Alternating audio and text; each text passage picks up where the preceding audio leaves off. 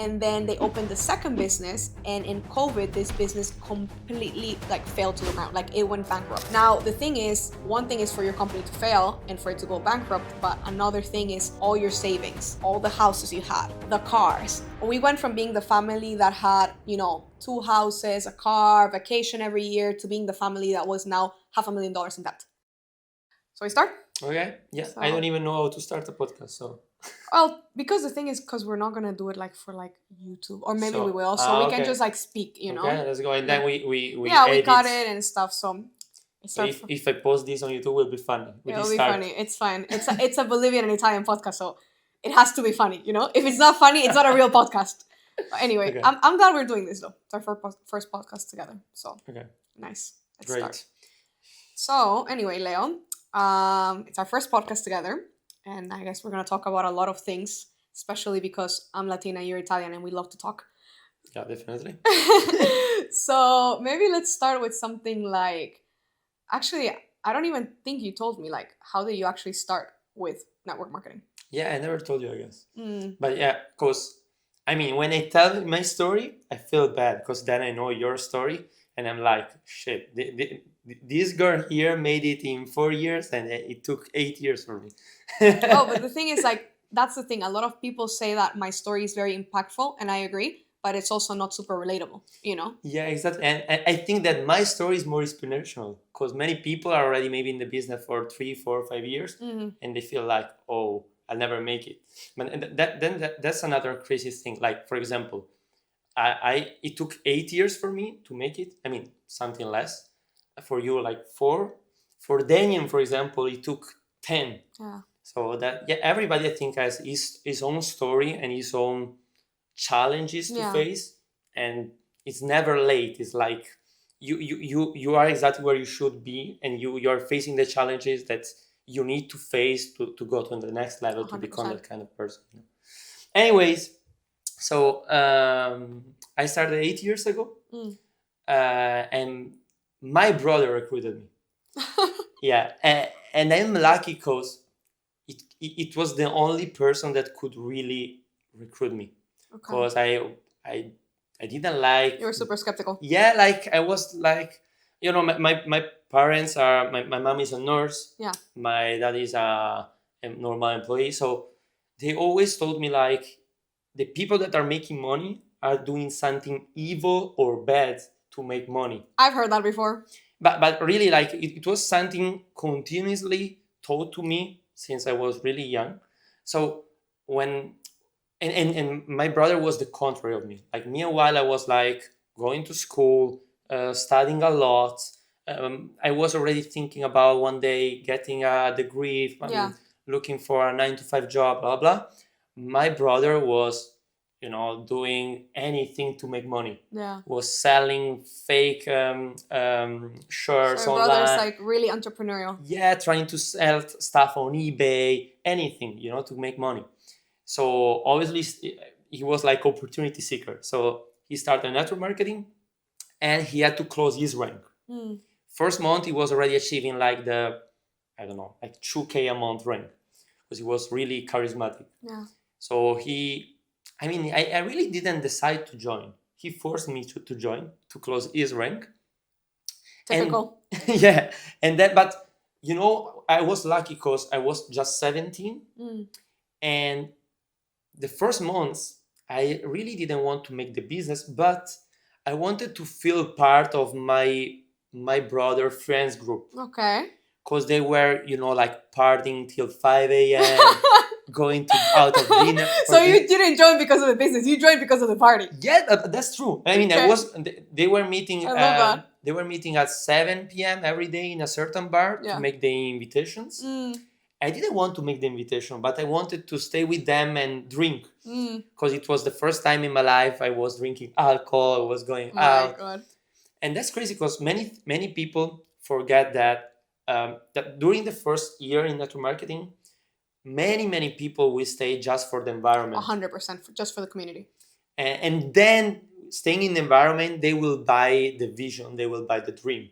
That's what happened to me. For the first 5 months, I was staying there just to stay with them. And then after 5 months, I signed up one person, but just randomly. I was lucky because I was inviting very few people. Yeah. Then I joined a big convention in Turin, and there was like Eric Quarry there, all the diamonds. It was a big convention. I think like 15,000 people. Yeah. And there is where I really took the decision.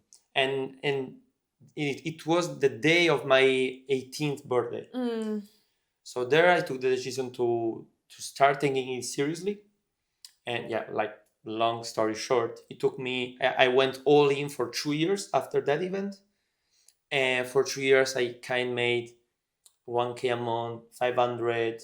But that's crazy because for 2 years you were not making money at all, and then now it's been 8 years and you are making over 7 figures. So it's a story, you know?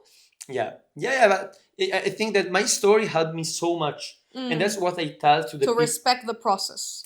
And that's what I tell every single time someone comes to me and they are not being successful for the first 2, 3, 4 years. Yeah. I tell them, you will have a very powerful story. Yeah. Because, imagine two people. The first person is going really fast. They achieve immediate results, but then they will struggle maybe to help the people that are not going that fast. 100. Then the person that is facing so many challenges to get their first results, it will be easier to help others and to inspire others to believe in others. 100%. Because you are more patient.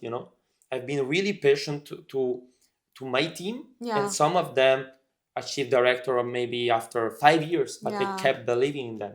And you kept believing in them, which is very important as well. Yeah, I think that's super important. Yeah, well, it's crazy. Like our stories are a bit different. Yeah. What about you? I mean, I know that the last part, the last 2 years, but little. Like where kind of like all started. Yeah. Yeah. Exactly. Okay.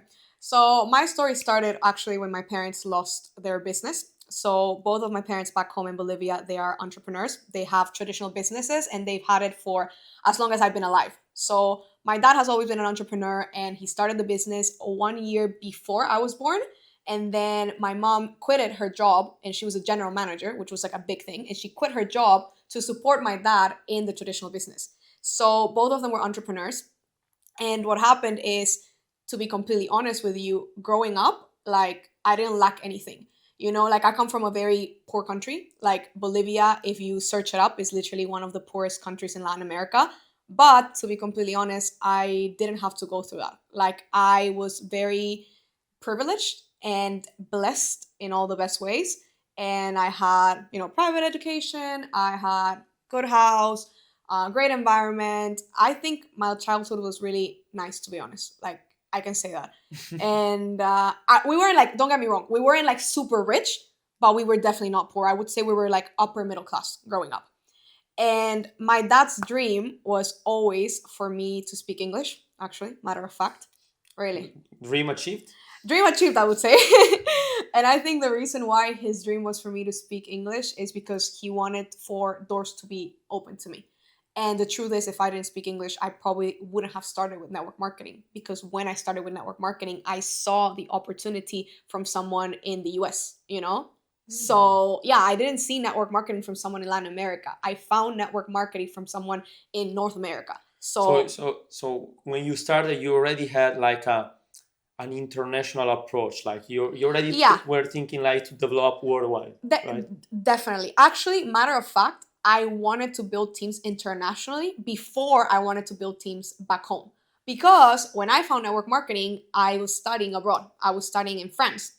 Well, I was studying in Prague. And then what happened is my parents' business, the one that they've been building up for like 20 years, imagine. They've been building a business for 20 years. And this business wasn't going so well. And then they opened the second business. And in COVID, this business completely like fell to the ground. Like it went bankrupt. Now, the thing is, one thing is for your company to fail and for it to go bankrupt, but another thing is all your savings, all the houses you had, the cars. We went from being the family that had, 2 houses, a car, vacation every year, to being the family that was now $500,000 in debt. Wow. So you can imagine what this does to someone, right?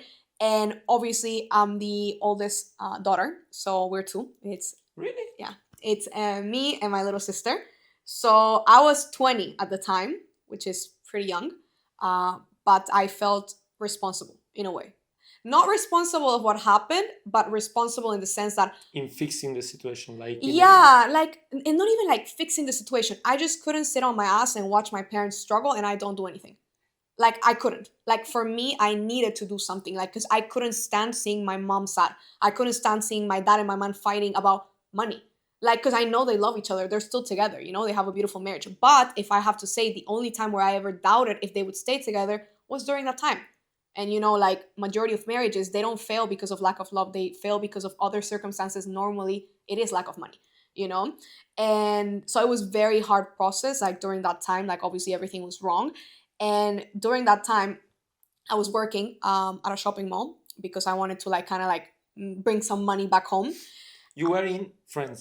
So I was studying abroad, and when the business failed, my mom called me. So I received a call from my mom, right? And she's like super sad, and my mom's very like strong woman. And obviously when I heard her sad, the first thing I thought was like my grandparents, or like someone in my family like has something, passed away or something, right? But she called me and she told me that, this was a situation, and that pretty much they didn't have money to send me abroad, so that I needed to come back. So I came back home without knowing if I was going to go back to Europe and finish my studies. Wow. So that was kind of like the situation. And when I came back home, it was around Christmas time, because I came for her birthday, which is November, and then it was Christmas. So I stayed during that time, and I was working at a shopping center. And I remember waking up every single morning, like 7 a.m., to go to the factory, because they own a factory. So go to a factory, get the inventory, put it in the shopping mall, and I would stay there from like 8 a.m. to like 9 p.m. And it was kind of those jobs where you're just like sitting there and you need to sell stuff. And if you don't sell anything, then you don't eat, pretty much, So you were paid like a percentage, I wasn't. Not a fixed. Yeah. It was. I was working for my parents. I was helping my parents, so I wasn't getting paid anything. Okay. Yeah, Just for your parents. yeah, it was for my parents. But I was trying to sell the stuff that they had, like the inventory they had left, because the business they had went bankrupt, and they had like a lot of inventory to sell. So I was just trying to sell it, right? But during this period of time, I was sitting in this stand, or in this shopping mall, for like 8 hours, 9 hours, 10 hours a day, and all that came through my mind was like, I'm sitting here wasting my time because I know I'm meant for something much bigger. Like, I knew I was meant for something much bigger, and I was just like, I need to search something. Like, there has to be something out there, because I kept seeing like this influencers and entrepreneurs online, making it, and I was just like, there has to be something, I think that's a sign for even people watching 100%. now. Like, when you are doing something and you feel that you are meant for something more, that's reality. I mean, it is in your mind for a reason. Many times I felt the same. Yeah. I perfectly remember one day I was in an event, Yeah. like preparing the room, the chairs, all the stuff. I was not the speaker, Yeah. but I was feeling that I had to go on stage, even if I had zero results. 100%. So yeah, I think God is never going to put a vision in your head unless you're meant for that vision. That's the truth. Because think about it. There's so many people out there who are really not ambitious. They're really not entrepreneurial. But there's people out there who are not satisfied with their job. They're not satisfied with their life. So it is a sign. I knew for myself, I was sitting in that desk, and all I could think in my mind was like, I'm meant for something much bigger. And so if someone that's watching has that mindset and has those thoughts in their head that they're not satisfied and that they're meant for something more, 100%, God would never put a vision in your head that it's something that you cannot achieve. That's why you have that vision and nobody else, That's why not everybody has that vision. And that's why also people don't understand sometimes when you start that business or you do something that is, outside the status quo, and some people like judge it or they don't get it, they were not meant for it. But the people that have that vision, they are meant for it, Yeah, makes sense. And so from there, you how then you started network marketing? Like, okay, So what happened is I was working in the shopping center. I had this mind, like this thought in my head, like I'm meant for something more. And so I started looking for opportunities. And so I started going on YouTube, and I started watching so many different entrepreneurs into personal development. And I tried many different things. I tried e-commerce, I tried drop shipping. Me too. I think all of us, like people that are successful entrepreneurs, have done so many things in the past I before. bought all the courses about drop shipping. Trust me, the first money I had, I literally saved it up to invest into a course that was about e-commerce. And then I realized I did not have enough money to buy inventory for my e-commerce store. Same. Typical. So I literally tried all the things in the book, right? Searched for a lot of things. And then one day I was scrolling through TikTok. So TikTok changed my life, quite literally. And I was scrolling to TikTok and I saw this girl. I was 20 at the time. She was 21. She was living this like very successful life. She had penthouse. And I was just in my mind like, wow. Because also I'm a woman. I'm a female. And all the people that I saw online were men. And the few women that I saw online were very masculine. Like they looked like men. And for myself, I'm a woman, I'm in business, but I like to be feminine. And so this girl looked very feminine. And I was just like, okay, that's interesting. Like there's someone that's like my age, she's very successful and I need to know what she's doing, right? So I go and I start messaging her on Instagram, right? And I'm like, hi, like if you could please tell me what you do, like I would be very grateful, like I promise you, like I'll pay whatever. And she never replied. And and so because she didn't reply, but I was so hungry for an opportunity, like I was so hungry for success and to look for an opportunity that was for me. And before the business, I gotta say, I didn't have this big intuition within me. Like they say females are very intuitive, like they have like this sixth sense. And I agree. But I would say ever since I started the business, I've had this aha moments, like this very strong intuitive moments, right? And I remember the first very big moment that I had, which was like strong intuition, was when I saw this person on TikTok. Like I had such a big feeling about this opportunity that I was like, I don't know what she's doing, but I need to message her. And I truly believe that's God. Like, I have a really good like relationship with God. And I truly think like he was just like, this is what you need. Like, this is what you need to see.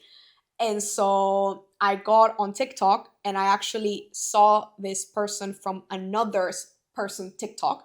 But the intuition I had was so strong that I literally went into it and started stalking all the followers until I found this person. Then I messaged her. Then she never replied. And because she didn't reply, but this proves that when there's a will, there's a way. Like if you really want something, like you'll get it. So she wasn't replying. So I started going through the people that she was tagging on her stories, right? Like who worked with her. And I found another girl. That's smart. I found another girl who was actually younger than me. I was 19. I was 20. She was 19. And she was kind of like starting in the business. And I messaged her. She replied straight away. And I was like, hey, listen, like, I don't know what is it that you're doing. Can you explain to me? So she explained to me that she did network marketing. And you know how most people are like, oh yeah, like that's a scam, that's a pyramid, that's like getting people in. I guess because I come from an entrepreneurial family and I've always been around business and I've always been around sales. I know that every single business out there is a business where you need to get people in. Think about a cinema. Think about a restaurant. My parents, they were owners of a manufacturing business and they needed to get people in order to get their products out there. So for me, it was like when they explained to me the concept of network marketing and residual income, I was like, this is the best business that I've ever found because it's easy to come in. It's great to expand. The product that we sell is money because it's trading and it's digital. So for me, it was a like win-win situation. Honestly, it was so good to a point where I was thinking maybe it's too good to be real. Maybe. So you were not trusting at the beginning for that? No. I wasn't fully trusting, but you know what was the thing? I was willing to take the risk even if I didn't have the money because Leo, when I found the opportunity, at the time it was $300 to come in, right? So $300 to start. I had $75 in my bank account. I spoke with the girl on Thursday and I told her, give me until Tuesday to get the money. I went into my room and I had like a bunch of purses, obviously not designer purses, just like normal random purses.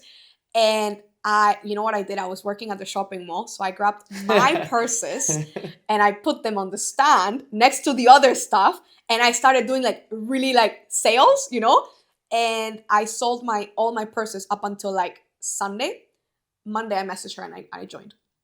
Like, I worked so hard to come into this business because I did not want to come with my parents' money. I wanted to do this myself. And that also proves to me when people tell me sometimes, like, oh, Fabi, I can't join your business because I don't have the money to start. Well, I didn't have the money to start either, but I wanted it bad enough. And even if I was scared that the opportunity was not going to be real or that it seemed too good to be true, to be honest, Leo, I rathered myself, and I thought about it like so many times. I was like, okay, I don't have the money. I'm going to have to sell my stuff to get in. Is it too much of a big risk to take? Because this money, I could use it for so many other stuff, like my family's in crisis, da da da da da. But in my head, all I was thinking was like, I'd rather take this risk because I rather right now go for an opportunity that is offering me the kind of life that I want than looking back 4 years from now, 5 years from now, and wishing I took that opportunity. That's the same mindset I had when I joined. I was like, even though I was forced by my brother, but obviously I wanted to start anyway. Yeah.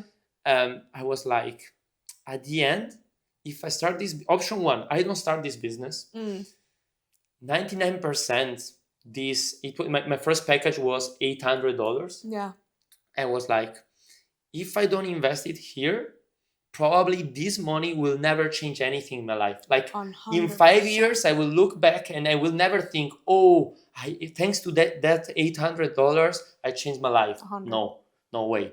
But if I start here, either if I become successful or if I just learn new things and I stay around successful people, probably will change something. And then obviously I was right, but that's the mindset I had when I joined. Because I also, when I started, I invested 810 and I had 813 euro on my account. So it was everything. You also risked it all for all. Yeah. I remember I wasn't even 18, so I couldn't start. Yeah. So I used my my father's name to sign up, and I couldn't even make the transfer alone. So I went to the bank with my mom. Yeah. And she helped me signing everything to make the transfer. It was crazy. I remember when I also took when I put the money in the bank because I had the money in cash because obviously I was selling stuff at the mall. So I put Bolivia things, Latin things. So I remember I was going to the bank. My dad was dropping me, and he just looked at me and he was like, "Are you sure?" And I was like, "Dad, I don't know. Like, I'm not sure, but I know I'd rather go for it than ask myself what if." And he was like, "I support you." The truth is, my parents did support me. I would say I'm very lucky and very blessed because my parents did support me through my entrepreneurial journey. I know that so many, people suffer from this when family don't support them. And the thing is, my parents didn't understand it. To be honest, my dad told me he thought I was gonna get scammed, but he thought to himself, she's just gonna learn that way.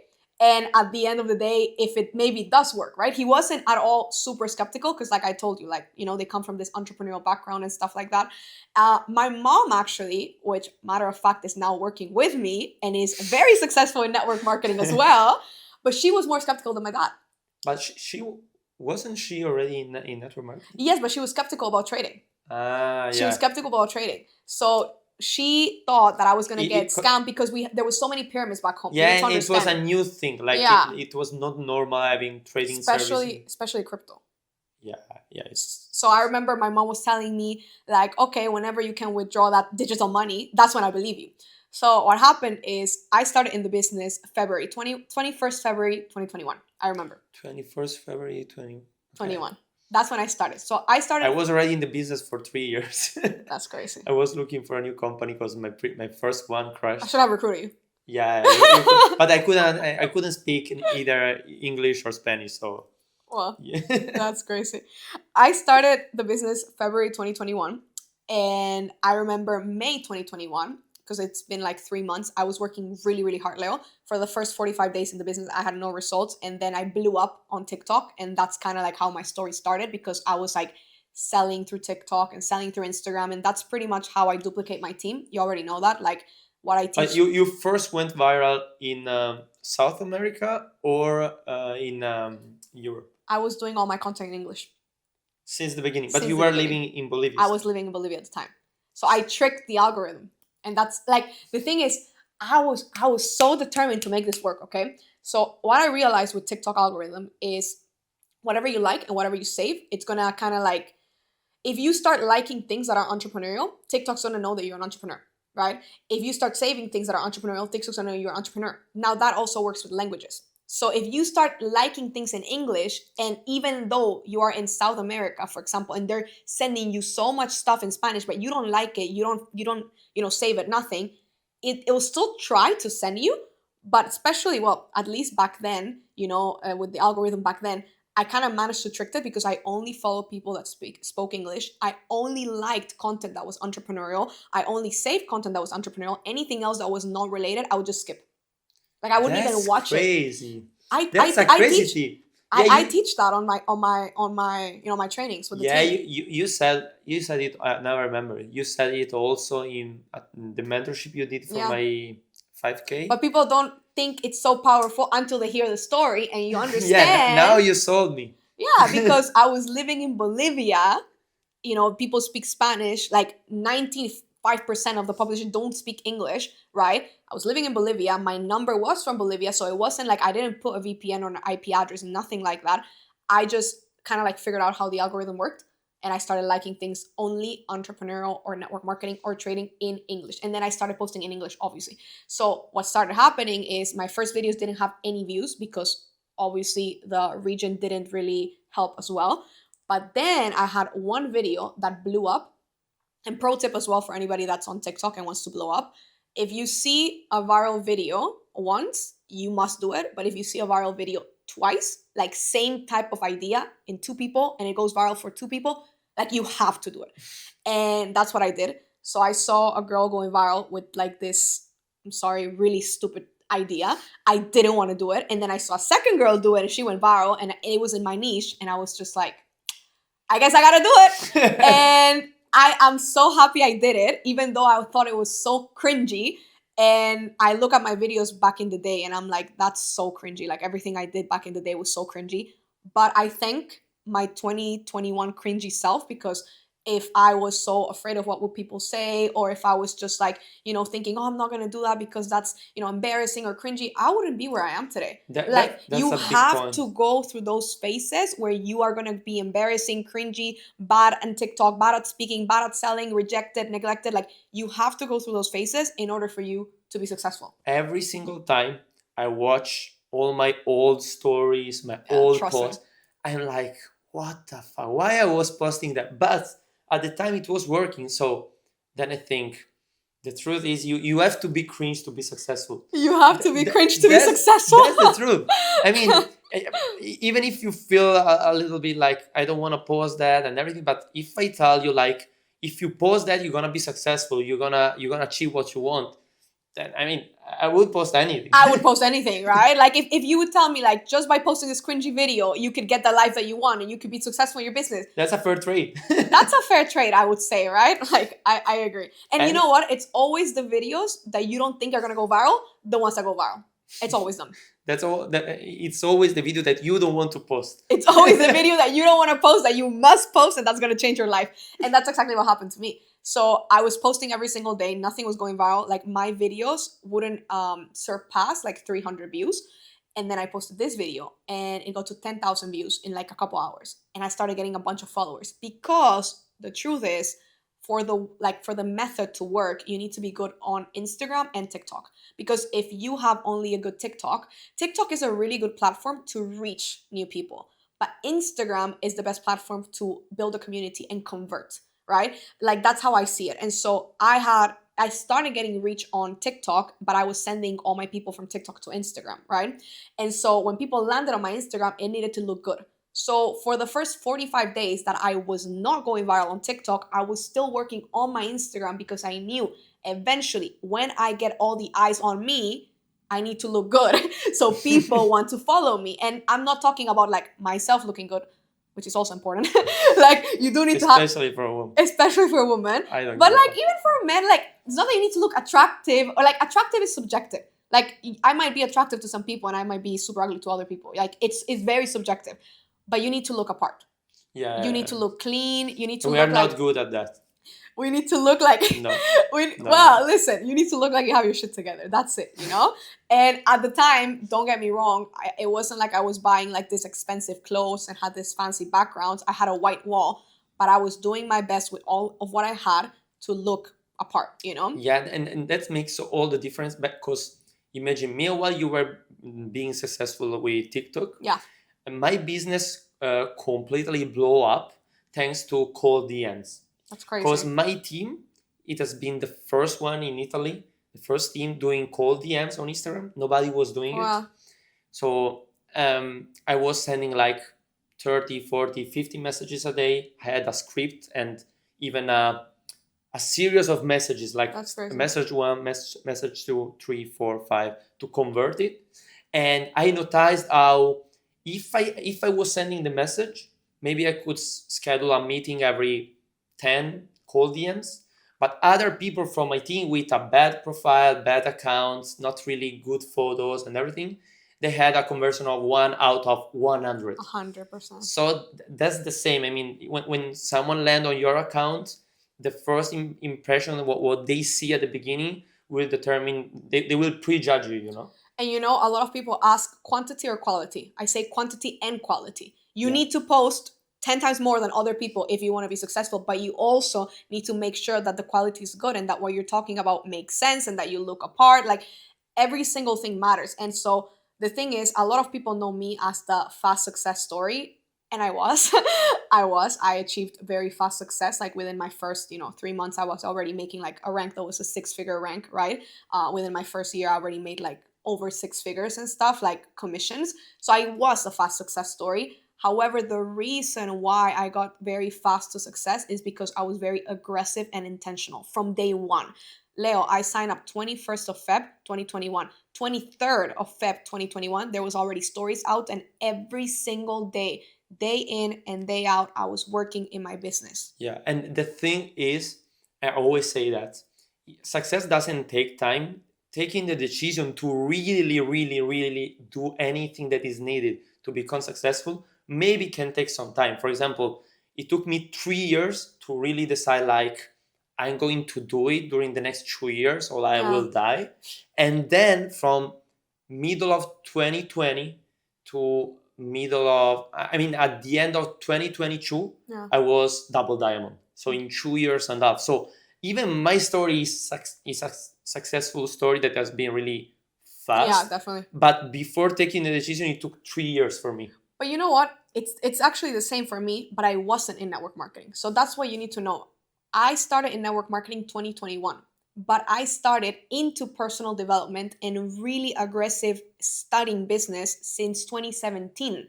So it's been three to 4 years. Like I would say 2017, 2018. So 3 to 4 years that I've been personally developing and preparing for a business that I didn't even know what business it was going to do. That's when I bought all the courses. That's when I was studying all these successful entrepreneurs. I was reading books like Think and Grow Rich, Sell or Be Sold by Grant Cardone. I was like reading and analyzing and studying all the successful people. I had no idea what business I was going to do, but I knew I was going to do a business. I didn't know which one, and I knew I needed to be prepared for it. And that's kind of like, it's just crazy because it's true what you say. It's not really that success that sometimes takes a lot of time, but it's taking the decision to be willing to do whatever it takes to get that success. Because for those 3 years, I think those 3 years were so important for me because there was a specific fear I needed to get over, which was the fear of like judgment from other people. Like I really cared a lot what other people were going to say about me, especially the people closest to me. And that's why, even though I was thinking about, launching myself on social media or doing some sort of online business where I was like, the main person in it, it was scary because of that aspect. And because I personally developed myself for 3 years, when the opportunity came, in my mind, I was just like, I don't care. Like, I'm just going to do it. And you know what? I'm actually very grateful that the right opportunity came to me at the worst time. People always say, no, because it's not the right time for me to start. I don't have the money. I don't have the time. I'm not emotionally well. I'll tell you one thing, Leo. For me, it was the best thing that could have happened to me is that the best opportunity of my life, which was my business, appeared to me in the worst time of my life because I had nothing to lose. So in my mind, I was like, I cannot go any lower than this. And it hurts me more to think I'm going to stay in this state than to do something crazy, to risk it all and go for what I actually want and deserve in life. Yeah, even though sometimes when I talk to people and they feel like, oh, if you are already rich or you come from a rich family, it's easier, people think. But at the end of the day, that's not true. No. Because if you already have it all, you don't have a big why that, bring you to take action, to do uncomfortable things. I'm very, very glad that I started from scratch, from zero, because it gave me the right hunger that I needed in order to face a lot of also personal challenges. Because you said, for example, that you had to overcome the fear of what you felt about the judgment of people. Yeah. For example, in my case, it took me 3 years to become self-confident. Oh. The reason why I was not successful is that when I was talking to someone, I was feeling that anybody was better than me, that I couldn't be a leader, that I was feeling like, oh, if this guy joined, then maybe I will not be able to lead him, to get him to get his first results. Yeah. So obviously, it's always a trust game. It's like me and the prospect, we are talking, and do I believe that he's gonna be successful and it's something good for him to start, more than he believes this is not going to work? Okay. And the one that has the most belief and the most self-confident will win. Always. That's the thing. So I came, like, during the first 3 years, I was talking with tons of people, but prospects were not joining. And if they were joining and they were starting the business with me, then they were not really following the vision and trusting me 100%. They were not really doing what I was telling them to do, because I was the first one not really believing 100% in myself, so I couldn't inspire people. But when I really understood, I figured it out, that one day I was like, okay, you know why I'm gonna do it? I'm going to do it because I have no plan B. Yeah. Like, I could stay in this business for 10 years and still pushing, even if I'm not successful. So it's obvious that one day I will be successful. 100%.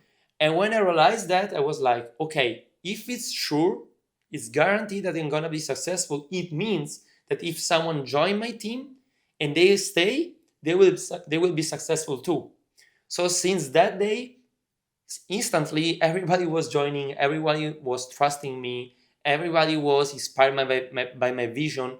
And especially, and that's the thing that makes really a difference, people were feeling FOMO when talking to me.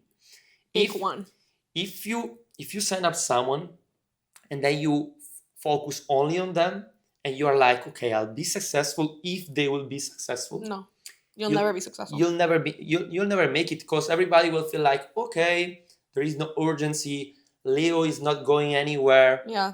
But if people feel like you are important to me, Yeah. I want with you in my vision, but I will realize my vision with you or without you. Yeah. That's the secret, in my opinion. Yeah.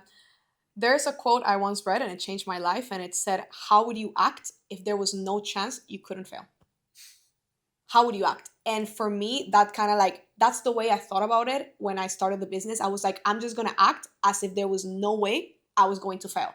Because if I start thinking about how I'm not good enough and how I'm not good at this and how I have no experience, then obviously it's just going to lead me to failure. And the truth is, your income will never surpass the way you look at yourself, like your self-image. Your income will never be higher than your self-image. You will only make as much money as you think you are worth. And some people also do mistake that, though, by being like, oh, I deserve to be a millionaire. But what are you really actually doing to become a millionaire? And I truly believe that true confidence comes from when you promise yourself that you're going to do something and you actually pull through. It doesn't matter if you did it shit or you did it amazing, but you actually did it. That's how I build my confidence, because I'm very confident now in like a lot of areas in my life, but I would say I wasn't. Like, I really wasn't. And the way I built my confidence, even as a woman, was, promising myself that I was going to do something and then following my own word. Because if you cannot go through with your own word and what you're promising yourself, how are you going to believe that other people are even going to, believe in you, trust you? Yeah, it's like a circle. Discipline creates self-confidence, and then when you are disciplined in something, then obviously you're gonna get results, and that result will empower your discipline because you feel that you are good in that thing. Definitely. And it's a circle. I tell my girls, discipline is the biggest act of self-love, because a lot of girls, especially as women, we talk about self-love, this and that. Discipline is the biggest act of self-love. Even that's why, for example, now you're asking me, you're training so much. Yeah, for me, taking care of my body is a form of discipline and is a form of self-love. And the same thing with the business. I myself, as a woman, said to myself I was going to be successful for this business for my very own reasons, right? My biggest why was my family. And I said to myself, okay, when I started, I wasn't good at social media. I wasn't good at selling. I wasn't good at talking to people, but I said to myself, I will take all of these skill sets that I don't have right now, one by one, and I'm going to show up every single day until I become the best at each and every single one of them. And literally, by me showing up, that's what gave me confidence. At the beginning, obviously, your confidence is kind of shattered because you don't have results and you think, oh my God, I'm the worst. Or you start thinking, maybe this isn't for me, right? A lot of people, they're like, oh, maybe this isn't for me because they don't see the results fast. But the truth is, if you show up consistently, eventually those results will come. And it's like you said, that builds your confidence, and it's just like a circle, right? Okay, maybe I think we switch to Spanish. Yeah. Yeah, okay. Pero seguimos el podcast como si, o sea, yo he construido ellos sean los italianos